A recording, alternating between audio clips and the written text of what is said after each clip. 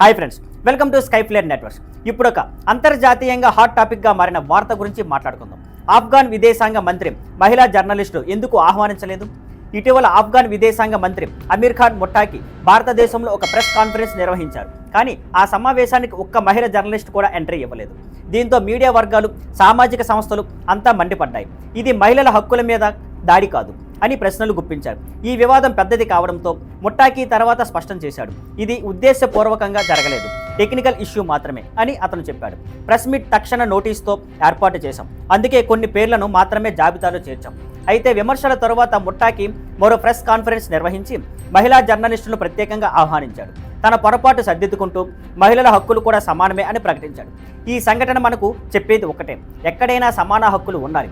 పురుషుడు అయినా మహిళ అయినా మీడియా వేదికల్లో ప్రతి ఒక్కరికి సమాన అవకాశాలు ఉండాలి. See on Skyflare Networks. Thank you for watching. Please like, share and subscribe.